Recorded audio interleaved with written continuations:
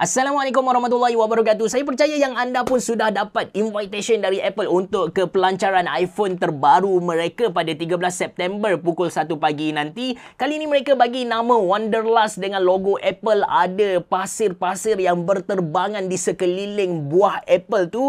And nak kata betapa fanatiknya peminat-peminat Apple ni, dari logo tu saja keluar berpuluh teori. Anda boleh pergi dekat TikTok, anda boleh pergi dekat Reels, anda search sahaja Wanderlust and anda akan jumpa banyak teori. Cuma dalam banyak-banyak teori ni yang saya rasa macam berbaloi untuk kita percaya ialah berkenaan dengan warna baru iPhone 15 series. Dikatakan signature ataupun dia punya warna tema kali ni adalah Hero Blue. Warna biru, nak terangkan biru pun saya nampak macam sama je. Dark blue, hero blue, navy blue nampak lebih kurang sama je semua tu. Wallahualam lah kan. But yes, untuk video kali ni saya nak bersembang dengan anda tentang iPhone 15 series yang akan dilancarkan pada 13 September nanti. Actually untuk event tu akan ada dua lagi produk baru yang akan diperkenalkan. Bukan produk barulah, tapi line up yang baru, iaitu dia punya AirPods dan juga smartwatch. Tapi kedua-dua produk ni tak ramai orang guna, tak berbaloi untuk saya bincang, kita tolak. Tapi kita fokus kepada iPhone 15 series. Apa yang saya cerita kepada anda pada hari ini, pada dalam video kali ini adalah rumusan dari rumors dan juga leaks yang berlegar-legar dekat internet. Tapi saya dah tapis sumber yang saya ambil ni boleh dikatakan trustworthy, yang sangat-sangat dipercayai. Even website-website besar macam Forbes, TechRadar pun guna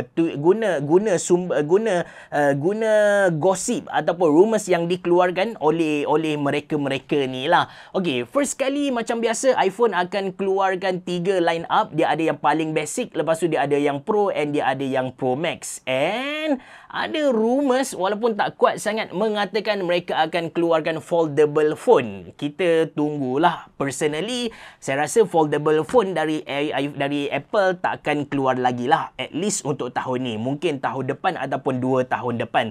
Rumors untuk iPhone 15 series ni, menariknya dia bukan baru berlaku. Dia bukan pada tahun ni. Tapi mula-mula rumors baru keluar berkenaan dengan 15 series ni masa mula-mula 14 series dilancarkan. Ketika tu kan, rakyat Malaysia belum dapat stok iPhone 14, tapi kalau anda buka dekat website anda dah boleh nampak dah rumors berkenaan iPhone 15 yang berlegar-legar dah, casing-casing yang bocor dan sebagainya. So itu yang pertama, akan ada 3 model sahaja. Foldable phone belum ada lagi. Untuk model okey, kita sembang tentang spesifikasi dululah. Spesifikasi first kali dia punya chipset untuk 15 series ni, of course mereka akan upgrade dari Bionic A16 yang mereka guna dekat 14 series. Mereka akan guna A17. Dikatakan performance untuk A17 ni 20% lagi bagus kalau nak dibandingkan dengan A16. Dia punya kelajuan, dia punya bateri, dia punya efficiency, everything 20% berbanding dengan A16 sebelum ni. Dia punya RAM masih lagi 8GB kerana 8GB Apple masih okey, sistem Apple masih okey dengan 8GB, tak perlu nak 16GB, tak perlu nak 32GB, tak perlu nak 8, boleh ambil dia punya storage memfusion, ambil dia punya storage tambah dekat dia punya RAM utama, tak perlu. Apple tak perlukan benda tu. Yang ketiga tentang dia punya storage. Dikatakan iPhone 15 series ni akan bermula, storage yang paling kecil ada dekat iPhone 15 series ialah 256GB, bukan lagi 128GB.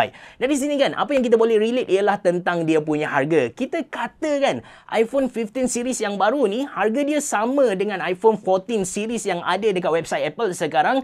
Kita rujuk kepada iPhone 14 Pro punya harga lah. iPhone 14 Pro 128GB harga dia 5299, 256GB harga dia 5799. So apa yang kita boleh faham ialah harga permulaan untuk iPhone 15 series iPhone 15 Pro ialah 5799. Okey, itu dari segi dia punya spek. Lepas tu dia punya screen. First kali dari segi size screen. Dikatakan iPhone 15 dengan 15 Pro dia punya size screen tu tak berubah, tak berbeza sangat. Tapi untuk 15 Pro Max dikatakan lebih besar lah. iPhone 14 Pro Max, dia punya size ialah 6.69 inci, tapi untuk 15 Pro Max ni dia punya size 6.72 inci. Walaupun dari segi angka kita nampak perbezaan yang sikit gila, ciput gila gitu kan, tapi sebenarnya bila kita letak side by side comparison, memang nampak perbezaan antara 6.69 inci dengan 6.72 inci. Sebab ukuran dia bukan dari kiri ke kanan, atas ke bawah, tapi diagonal macam tu. Kalau anda buat trigonometri, anda akan nampak lah dia punya angka tu memang sebenarnya, dia punya perbezaan tu sebenarnya memang obvious juga.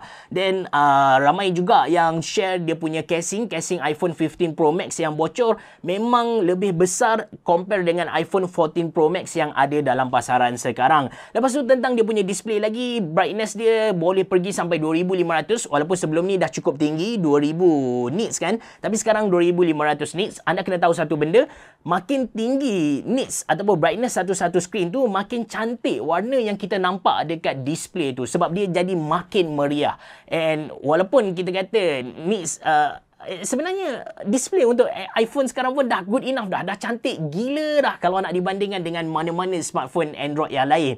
Lepas tu lagi tentang dia punya screen ProMotion, dia punya adaptive refresh rate tu ada dekat ketiga-tiga model, dan dia punya Dynamic Island. Dynamic Island kalau untuk 14 series hanya ada dekat 14 Pro dan juga 14 Pro Max, tapi untuk 15 series ni ada dekat ketiga-tiga model, yang murah sampailah yang mahal, ke semua boleh guna Dynamic Island. Saya punya pendapat lah tentang Dynamic Island. Saya pun pengguna iPhone 14 Pro. Mula-mula kita excited sebab ini adalah something yang sangat-sangat baru. Kita memang guna dia, kita sengaja guna dia. Tapi bila kita dah guna dia kita guna iPhone dalam satu jangka masa yang lama, kita kembali kepada habit asal kita, natural punya style. Saya sendiri tak guna sangatlah Dynamic Island tu. Even kan kalau kita pakai iPhone 14 Pro di bawah cahaya matahari, kita akan nampak betapa buruknya design iPhone di bahagian atas tu. Design iPhone 14 Pro dekat bahagian atas tu. Itu tentang dia punya Dynamic Island. Sekarang dah boleh guna dekat ketiga-tiga model, and mungkin mereka akan tambah feature lah untuk Dynamic Island ni. Dan tentang dia punya screen, so far settle lah. Itu rumours yang berlaku. Dia punya physical dia dari segi bentuk tu tak beza kalau nak dibandingkan dengan 14 series. Cuma bingkai yang mereka guna tu pakai titanium alloy, jadi lebih ringan. Dia punya phone akan jadi lebih ringan kalau nak dibandingkan dengan 14 series. Dan dikatakan juga body to screen ratio akan jadi lagi nipis. Kita macam pegang screen sahaja.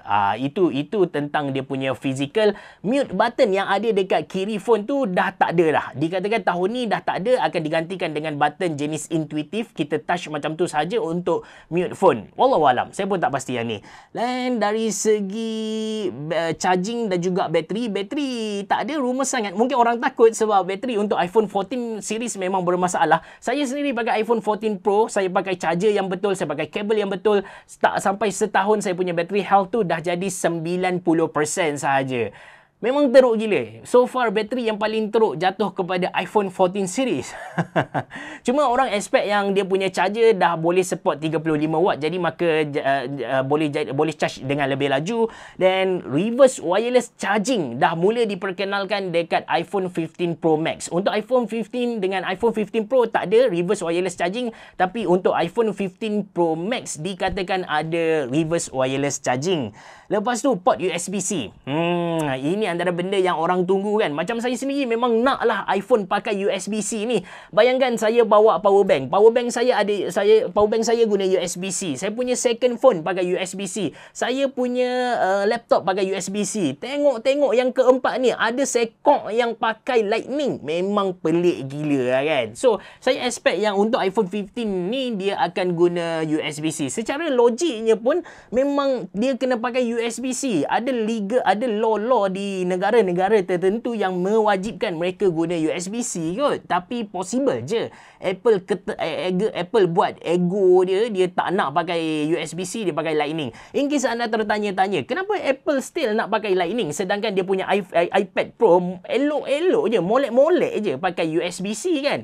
Apple claim yang sistem Lightning tu lagi jimat ruang, so mereka boleh masukkan banyak komponen yang hebat yang yang besar-besar ke dalam dia punya iPhone. Wallahualam, betul ke tidak atau sekadar excuse mereka nak fokus jual Lightning. Cuma benda ni kan menarik jugalah sebab kalau mereka ubah sistem ni, dia akan ubah secara total, spare part dia akan jadi lebih mahal. Okey. Itu tentang rumours yang berlaku, yang berlegal-legal. Sekali lagi saya nak bagi tahu kepada anda, last sekali tentang dia punya feature tambahan macam contoh satellite. Kalau sebelum ni sekadar boleh hantar emergency punya SOS, tapi sekarang orang expect dia punya satellite function tu dah boleh guna untuk iMessage. Anda pergi ke dalam bukit, tak ada Celcom, tak ada Digi, tak ada telco, tapi anda boleh message dengan kawan-kawan yang guna iPhone. Menarik kan? Ini yang orang expect tentang dia punya satellite function.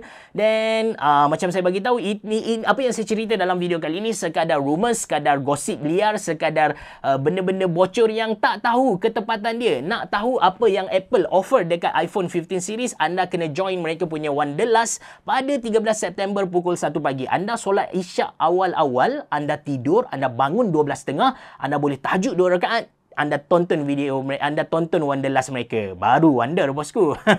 Itu saja dari saya. Terima kasih kerana menonton. Assalamualaikum warahmatullahi wabarakatuh. Jumpa lagi.